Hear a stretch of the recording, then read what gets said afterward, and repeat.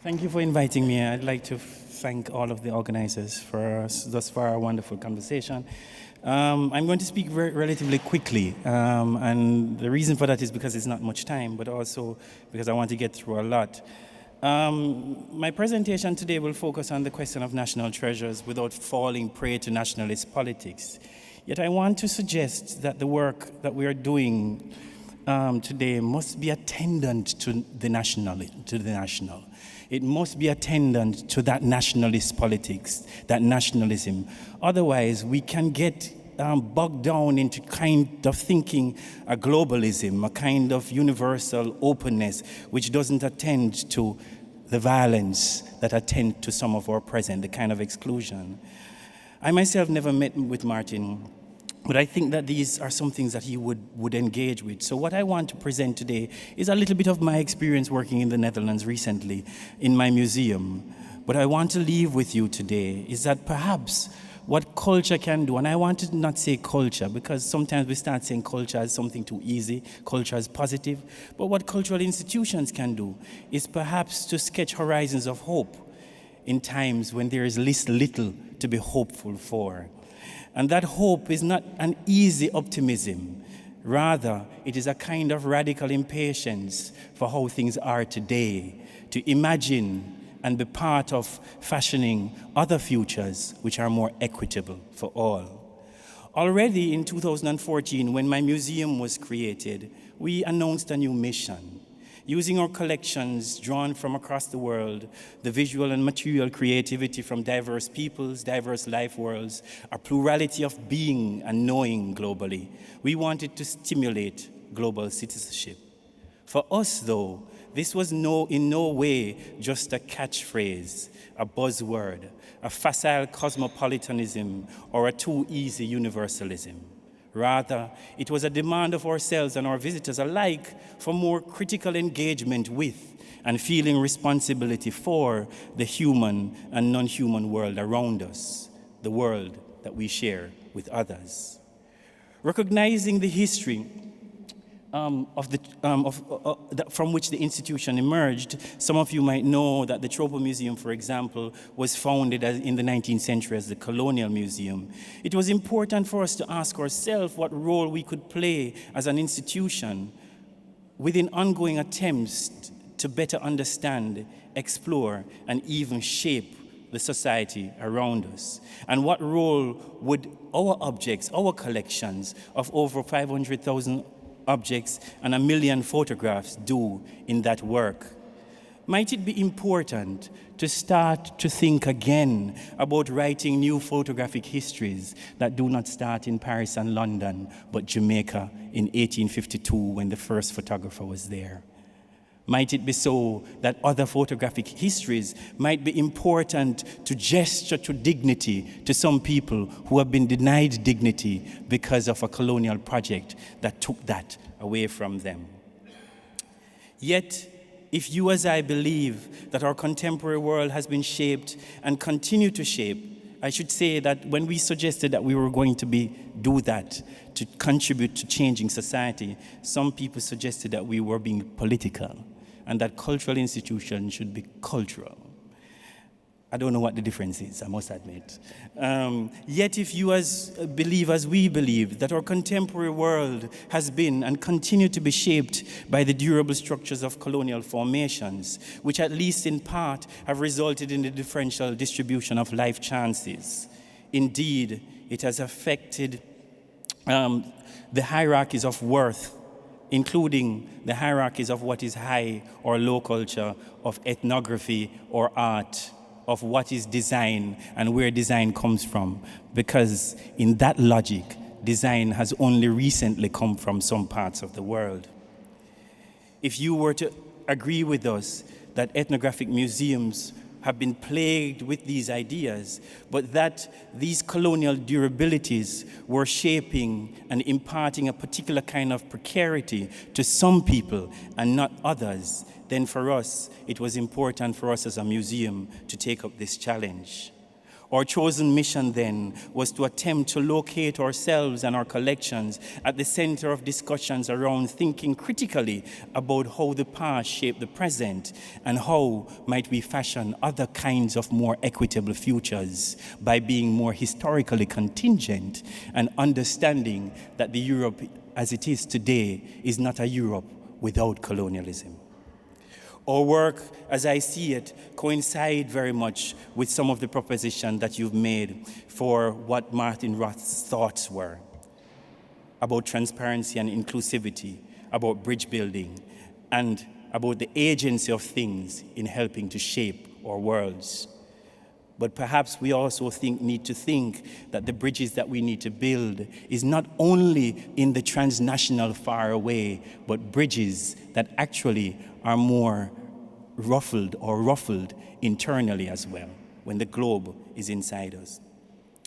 But why did we choose this mission? I just wanted to show you quickly. These are kind of objects that nobody talks about. And I wanted to put them out there because they are very mundane things. I want you to just look at them. Very mundane little things. That's a door lock. And I walk around with that door lock every lecture I give. It is a hat made of lace bark, and I walk around with that one as well. And the reason for that is a simple reason. Because very often when we speak of culture, we are so invested in thinking about which artist created what, whereas the dignity that we could be speaking about is the fact that that door lock is one of the few objects that we know that an enslaved person made, and we know his name. What might it mean to think dignity otherwise through things? To be able to uncover the small stories of the lives, not of the big, but the small, who are contending and trying to think through their worlds as equitable today. I want to suggest that this was our work. Our mission was exactly about a set of conjunctures. And I want to go back to my set of first images. And, right. Set of conjunctures. Contemporary conjuncture. The moment in which we are operating as a museum. I use the word conjuncture here to quote Stuart Hall, the British Jamaican theorist, who sees conjuncture as both both a moment of danger and one of opportunity. It is something to intervene in, a configuration whose components, as Tony Bennett says, were to be rearranged through practice. It is a call to action. I ask the question then, what is our call to action today when we ask ourselves, what can culture do? But more nearly for my purpose, what can cultural institutions do as we shape other futures? But if I were to go to the topic of this panel, I would then go back to asking about the national and nationalism. And I want to reformulate the question by asking, in what ways can objects and collections, in what ways can we mobilize the disobedience of objects to push our works beyond myopic methodological nationalism? And by that, what I'm interested in is a particular kind of nationalism that is ignorant. And ignorance, a kind of ignorance to, and I have it up there, to how we in the social sciences and humanities actually are closely attached to the ideas of the national without any kinds of criticality to it. But what might it mean that cultural institutions embed themselves in that criticality? To ask questions when we speak about issues which people are contending with in Europe today, refugees, citizens who have differential and unequal positions. What might it mean for us to ask ourselves, why are they there? And how is the colonial important to get them there? As Stuart Hall says nicely, we are here because you were there. It is to the kinds of naturalizations that take national discourses, agendas, loyalties, and histories for granted without problematizing them or making them the object of our critique and criticisms. It is to take territorialisms too easily and too instead of moving beyond those to try and think otherwise about the globally interconnected world. In a recent article with a colleague, I described one of the current conjuncture that we live in as an anxious politics. That anxious politics is one which undergirds popular and political imagination across Europe today. This peculiar political form is a heightened anxiety for the fate of Europe. That heightened anxiety thinks in questions of loss and lack, that those who are coming lack something. They don't have what it takes to be European, and that we are losing something by them coming here. That anxious politics feels a certain kind of insecurity about others. And I want us to think more critically of whether or not our museums, like the museum I work with, ethnographic museums, could inaugurate a different kind of thinking about others, not necessarily as frightening, but rather to think of the plurality of ways of being and knowing in the world.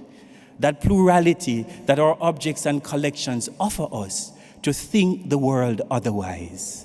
Therefore, the others of our collections aren't anxiety-creating, but rather are lessons in the reorganization, the remapping of what it might mean to be and know the world today. But I want to think again with you. Oh, by the way, I just wanted to show you one project that I was recently involved in, which is a global project, quite a boring project, but in collaboration with a colleague at Yale University and an institution in Jamaica. We just wrote that book, Victoria in Jamaica. And the idea was to mobilize the archives that were in Jamaica to try and think about how to write British history differently. And what might it mean for that kind of global collaboration to be a rethinking of the ways in which we've come to know? That photograph is of the 1865 revolt in Jamaica. But if there are other, oh, by the way, just to brag again, and I wanted to show you that as well. None of you might know that there actually was a great exhibition, like 1851 in Jamaica in 1891. That's when a small country thinks that it is so big that it has other histories to tell. And those are the histories that we need to know. In closing, I want to just suggest, and I want to just bring you through these images, as thinking about the world, the conjunctures that we're in today, as one marked by a new media global solidarity that is pushing back at national reductive histories. And that perhaps in the present moment, rather than giving into anxiety and exclusion, we can reorganize our thinking about what it might mean to hope for other futures. In this hope, museums might move beyond preservation of things and think about themselves as being caring for people.